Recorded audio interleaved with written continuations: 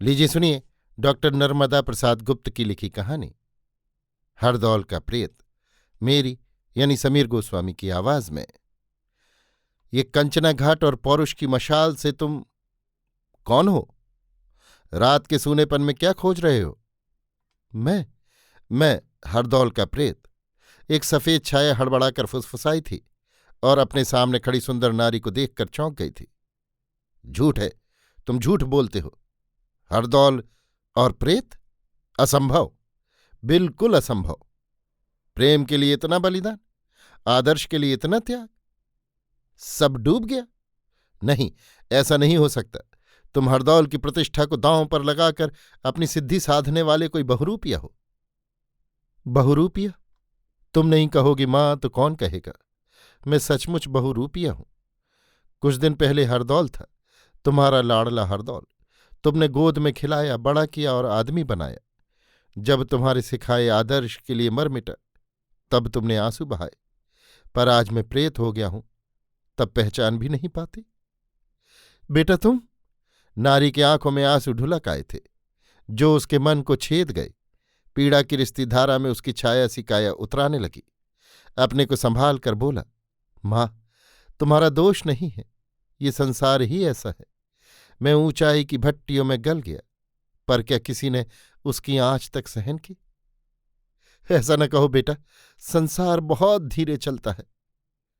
चलता होगा, पर मुझे तो नहीं लगता। मैं तो हिदायत खां जैसे लोगों को ही फूलता फलता देखता हूं। हिदायत खां। छाया अचानक गायब हो गई थी और वो नारी बेटा बेटा पुकारती हुई बेतवा की जलराशि में विलीन हो गई। भूत भूत, दौड़ो दौड़ो, बचाओ बचाओ! हिदायत खां जोर से चिल्ला पड़ा था, पर उसकी आवाज दीवारों में कैद होकर रह गई थी। लाचार होकर लेटे लेटे बड़बड़ाने लगा, अब नहीं करूंगा, खुदा की कसम, मुझे माफ करो, छोड़ दो। उसकी घबराहट कम न हुई थी। उसे एक सफेद छाया रेंगती हुई दिखाई दी थी और वो बेहोश हो गया था। तुरंत ही उसे महसूस हुआ था कि लोहे जैसे मजबूत हाथ उसका गला घोंट रहे हों। उसकी आंखें बाहर निकल पड़ी थीं और स्वर धीमा हो रहा था। अब नहीं करूंगा, खुदा की कसम, मुझे माफ करो। मैं ओरछा छोड़कर चला जाऊंगा और फिर कभी नहीं आऊंगा, कभी नहीं। खुदा मुझे मौत दे जो मैं यहां आऊं। मुझे छोड़ दो, इस बार छोड़ दो। जैसे ही उसकी गर्दन से दबाव हटा और उसे राहत मिली, वैसे ही उसकी पलकें खुलीं। कुछ देर आंखें फाड़ फाड़ देखता रहा, कहीं कोई नहीं था। फिर इत्मीनान से किवाड़ खोलकर पुकारने लगा, शफी, शफी! एक सैनिक हाथ में मशाल लेकर भागता हुआ आया और बोला, हुजूर, क्या हुक्म है? तुमने किसी को यहां आते देखा था? हुजूर, क्या बयान करूं। कुछ देर पहले सब मशालें अपने आप बुझ गईं। किसी ने मेरा गला इतनी जोर से दबाया कि सांस बंद हो गई। मैं समझा कि अब तो मौत ही आ गई। खुदा की कुदरत की जिंदा हूं। बातचीत सुनकर दूसरे सैनिक भी आ गए और उस छाया की करतूतें गिनाने लगे थे। कोई कहता कि किवाड़ अपने आप खुल गए और कोई अचरज भरी आवाज में सुनाता कि जंजीर टुकड़े टुकड़े हो गई। जितने मुंह उतनी बातें।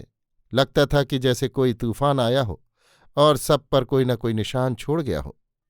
उसी समय बहादुर खां ने रोते हुए अर्ज किया, हुजूर, मेरी बदली करवा दीजिए, वो मुझे मार डालेगा। उसकी शक्ल हरदौल से मिलती जुलती है। दूसरे ने उसका समर्थन किया और सब हरदौल का नाम लेने लगे।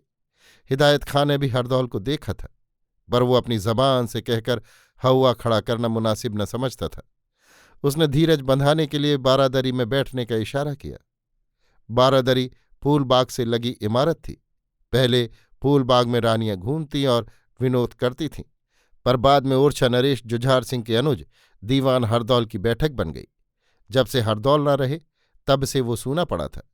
ये सच है कि हरदौल ने मुगलों की जासूसी से बचने के लिए उन्हें बारादरी से हटाने की कोशिश की थी, किंतु महाराज के दबाव से वे चोट खाकर रह गए थे। उस इमारत के सामने सुंदर सजा हुआ बाग था और बाग के अंत में लोहे का एक मजबूत फाटक, पर सब सैनिक उसी तरफ अपनी नजरें फैलाए थे। कभी कभी फूल बाग की तरफ भी उनकी आंखें टिक जाती थी। ऐसा न हो कि भूत फिर आ जाए और सबको एक साथ जन्नत रवाना कर दे। बाग से हवा के झोंके आ रहे थे, पर उनसे भय की ऐसी फुरफुरी उठती थी कि सबके मन कांप कर रह जाते। हिदायत खां इतना डर गया था कि वो सबेरा होते ही आगरा जाने का इरादा कर चुका था। वो सोच रहा था कि हरदौल बदला जरूर लेंगे, लेकिन उसका क्या कसूर। उसने तो आगरा इतनी ही खबर भेजी थी कि हरदौल हमें शक की निगाह से देखते हैं और हमारी कारगुजारी पर कड़ी नजर रखते हैं। उनके रहते मुगलिया सल्तनत की जड़ें जमना मुश्किल हैं। लेकिन आगरा से कड़ा हुक्म आया था कि हरदौल को रास्ते से हटा दिया जाए। तभी उसने महाराज को सलाह देनी शुरू की थी। अगर शाही हुक्म न होता तो वो साजिश में क्यों पड़ता। साजिश क्या, उसने तो सिर्फ हरदौल के बढ़ते दबदबे की बात की थी। फिर राजा के भी अपने कान होते हैं, अपनी आंखें होती हैं और अपनी समझ होती है। उसे सोच समझकर फैसला करना चाहिए था। विष तो उन्होंने दिया है, फिर उसके लिए वही जिम्मेदार हैं। हिदायत खां का विश्वास उसके खाली मन को भरने लगा था। वो पूरी तरह से आश्वस्त था कि उसने कोई ऐसा काम नहीं किया था जो सीधे हरदौल पर चोट करता। उल्टे हरदौल ने उसके बेकसूर बेटे का काम तमाम कर दिया था। क्या उस हुस्न की परी ने कोई पेशकश न की होगी? क्या उसका बेटा एक तरफा इश्क कर बैठा? बादशाह ने भी यही कहा था कि ये हरदौल की ज्यादती है, लेकिन ओरछा के ये लोग जिंदा में नहीं, भूत बनकर भी बदला लेते हैं। या खुदा, अब वो यहां न रहेगा, कभी नहीं। सबेरा हुआ और हिदायत खां बादशाह के बुलावे का बहाना बनाकर आगरा रवाना हो गया था। रात से पहले उसके सैनिक अपने सामान के साथ राजमार्ग पर थे और रात हुई। वही कंचना घाट और वही छाया, बेतवा की लहरों से उठती हुई वही नारी और उसकी आंखों से टपकती वही ममता। दोनों पास पास, पर दोनों उदास।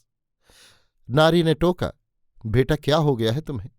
तुम पहले कितने शांत और सहनशील थे, पर अब इतने चिंतित और बुझे से क्यों हो गए? पहले मैं आदमी था, अब प्रेत हूं। जो आदमी नहीं कर सकता वो प्रेत करता है।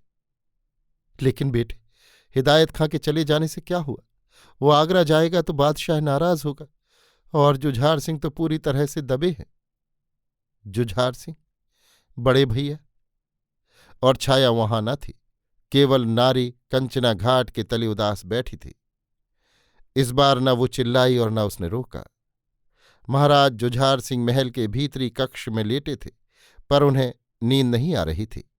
हिदायत खां के अचानक चले जाने से उनका मन शंका से भर गया था। कहीं ऐसा न हो कि बादशाह के कान भरे और ओरछा पर हमला बोल दे। ओरछा को बचाने वाला अब कौन है? हरदौल थे, पर वे भी चले गए। उसने हिदायत खां पर इतना विश्वास किया था कि अपने भाई को भी मार डाला। छोटा भाई हरदौल, तुम तो मुक्त हो गए, लेकिन वाहरी सती चंपावती, उसे रोना कल्पना ही मिला।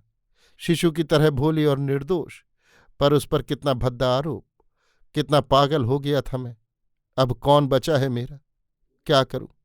बहन कुंजा, वो भी हत्यारा समझती है, भात देने तक न आई। इतना सूनापन, इतना एकांत। लेकिन ये कौन है छाया की तरह रेंगता हुआ? जुझार सिंह ने बगल में पड़ी तलवार खींच ली और कड़क कर कह उठे, कौन है जो मेरी आज्ञा के बिना चोर की तरह आ रहा है? बोलता क्यों नहीं? छाया बिना किसी आहट के सामने आ गई, पर बोली नहीं। महाराज गौर से देखकर प्रलाप सा करने लगे। छोटे राजा तुम? नहीं नहीं, तुम प्रेत? नहीं नहीं, मेरा हरदौल स्वर्ग में है, इस नरक से बहुत दूर। फिर तुम? बिल्कुल हरदौल से। कौन हो? मैं तुम्हारा हरदौल? नहीं नहीं, हरदौल का प्रेत हूं। प्रेत? तो तुम बदला लेने आए हो? मुझे मार डालो, मेरा उद्धार करो। मैंने ही तुम्हें विष दिया है, तुम्हें भौजी से अलग किया है। मैं पापी हूं, हत्यारा हूं।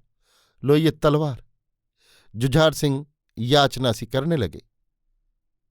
मरे को क्या मारूं बड़े भैया, इतना ही कहने आया हूं कि ओरछा को मुगलों का गुलाम न बना देना, नहीं तो मेरी आत्मा कल्पेगी और स्वर्ग से उतरकर मंडराएगी। मैं वचन देता हूं छोटे राजा, मुगलों से कोई समझौता न करूंगा। एक बात और, भौजी को कोई कष्ट न हो। यदि जरा भी दुख हुआ तो मेरी प्रेतात्मा नहीं तरेगी। तुम्हारी भौजी को कुछ नहीं होगा भैया। उस पतिव्रता को कलंक लगाकर मुझ पर जो धब्बा लगा है, उसे और नहीं गहराऊंगा। छाया लुप्त हुई कि रानी चंपावती पीड़ा की परछाई सी डोलती आ गई। बोली, कौन बात कर रहा था महाराज? मेरा हरदौल था क्या? जुझार सिंह ने कुछ सोचकर कहा, तुम्हारा हरदौल कैसे आएगा? मुझे बताते नहीं, लेकिन मुझे ऐसा लगता है कि हरदौल यहीं कहीं छिपा है। जाने क्यों मुझसे नाराज है, जाने क्यों रूठ गया है। पहले तो तनिक बुलाऊं तो तुरंत आ जाता था, अब जाने क्या हो गया है। जुझार सिंह कड़े स्वर में बोले, जाओ सो जाओ चंपावती। अच्छा महाराज, हरदौल अगर आए तो कह देना कि भात देने मैं जाऊंगी। हाँ हाँ, कह दूंगा। तुम आराम करो चंपा। चंपा जैसी आई थी वैसी ही चली गई, जैसे कोई हिलती डुलती कठपुतली जो किसी आशा के सूक्ष्म धागे से चलती हो। छाया ने उसे ध्यान से देखा था, उसकी बात सुनी थी, पर उसके सामने जाकर उसे कुछ कहने की हिम्मत नहीं हुई थी। वो मन मारे चली गई थी। इस बार कंचना घाट सूना था, मरघट की तरह। छाया काफी देर तक डोलती रही, तब कहीं नारी प्रकट हुई। आते ही उसने टोका, बेटा जुझार सिंह मान गए? हाँ मां, लेकिन तुम्हें चौकसी रखनी होगी। बेटा, तुमने भौजी को दर्शन नहीं दिए? देखा नहीं जाता मां, भौजी सूख कर छुहारा बन गई। उनका मन पंछी देह के घोंसले को छोड़कर कहीं दूर चला गया है। कुछ समझ में नहीं आता, क्या सच्चाई का यही फल होता है? तुमको धीरज बंधाना चाहिए था बेटा। धीरज का बांध बड़ा कमजोर होता है, कहीं दोनों न बह जाए। कल भात देने जाना है, भौजी भी आएंगी, वहीं भेंट होगी। बेटा उसकी चिंता करना। अच्छा मां, 2 दिन बाद आऊंगा, भात के बाद। भात देने हरदौल की सवारी दतिया पहुंची। आगे 4 घुड़सवार और पीछे सामान से लदी घोड़ा गाड़ियां। बीच में एक सजा हुआ घोड़ा, जो बिना सवार के भी ऐसे चल रहा था जैसे कोई महापुरुष उस पर आसीन हो। दतिया की गली गली में हलचल मच गई थी। राजमार्ग के दोनों ओर नर नारियों के झुंड खड़े हो गए थे। मुख्य द्वार पर सैनिकों की कतारें खड़ी थीं। उसके बाद मंगल कलश लिए अगणित नारियां और फिर सजे धजे नागरिक। सवारी द्वार पर आई और 21 तोपें सलामी में गरज उठी। सैनिकों ने फूलों की वर्षा की और नारियों ने मंगल गीत गाए। सवारी आगे बढ़ी कि कलश धारणी स्त्रियों के आंचल मोहरों से भारी हुए। सबके मन आश्चर्य में डूबे उतराते और उस घोड़े के आसपास टिके रहे। कुंजकुंवरी के द्वार पर नारियों की भीड़ ने अपना अधिकार जमा लिया था। बहन ने भैया को शरबत का गिलास बढ़ाया और गिलास खाली हो गया। कुंजा खुशी के मारे बेहोश, भीड़ ठगी सी रह गई थी। फिर एक हलचल और सैनिकों ने सबको तितर बितर कर हटा दिया था। कुछ समय बाद विवाह की धूमधाम, बरातियों का स्वागत सत्कार और मांगलिक नेमचार, सब में हरदौल का अदृश्य हाथ और उससे जुड़ती विविध चर्चाएं चमत्कारों की कथा सी बन गई। फिर दूल्हा यदि हरदौल के दर्शन की हठ ठान ले तो इसमें क्या अचरज। मैं हरदौल के दर्शन बिना भोजन नहीं करूंगा। पंगत में बैठे दूल्हे का स्वर चारों ओर गूंज गया। फिर एक हलचल, जैसे आंधी के पहले झोंके से पूरा जंगल ही कांप उठा हो। सबके अधरों पर फुसफुसाहट और सबके कानों में सनसनाहट, आंखों में कौतूहल भरी बेचैनी और हृदयों में न थमने वाली धड़कनें। एक अजनबी वातावरण। सहसा सारा प्रकाश बुझ गया। अंधकार की एक अनबूझी घटा छा गई। एक ठहरा ठहरा क्षण और उसके झीने पर्दे से निकलती एक झीनी झीनी सफेद छाया, हरदौल से बिल्कुल मिलती जुलती। वही नख शिख और वही दीप्ति। सभी की आंखें चमक उठी, सिर झुक गए, हाथ जुड़ गए और मन डूब गए। कोई चिल्ला पड़ा, देवता की जय, हरदौल की जय। सब जगह जयकार के स्वर तैर गए। बहन कुंजा ने देखा और मन में बोली, भैया जैसी हमारी निबाही सबकी निबाही हो। भौजी चंपावती ने देखा और कहा, रुको लाला, मैं भी साथ चलूंगी। कुंजा ने नजर घुमाई और भौजी पछाड़ खाकर गिर पड़ी। सबने भौजी को उठाया, उपचार हुए, पर भौजी निष्प्राण सी पड़ी रहीं। बारात विदा हुई कि भौजी के प्राण पखेरु उड़ गए। एक छाया तुरंत दौड़ी और चिल्लाई, लाला ठहरो, लाला रुको। आगे जाने वाली छाया रुकी और दोनों चल पड़ी, ओरछा की ओर। वही कंचना घाट, वही नारी आंखों में दुलार भरे बैठी थी। दोनों छायाएं आकर खड़ी हो गईं। नारी चकित होकर बोली, बेटा भौजी को लेकर आए हो? हाँ मां, वे नहीं मानी। मैं भी उनके बिना कैसे रहता। अब राजा राम के दर्शन कर तुम्हारा संसार छोड़ देंगे। मेरा संसार? ठीक है बेटा, मैं तो यहां तब तक रहूंगी जब तक ओरछा और जब तक इस संसार में तुम्हारी अमर जोड़ी। दोनों छायाएं रात के अंधकार में खो गईं, और बच रही वो नारी जो आज भी कंचना घाट पर कभी कभी दिखाई देती है और कभी बेतवा की जलराशि में मिलकर बहने लगती है। अभी आप सुन रहे थे डॉक्टर नर्मदा प्रसाद गुप्त की लिखी कहानी हरदौल का प्रेत, मेरी यानी समीर गोस्वामी की आवाज में।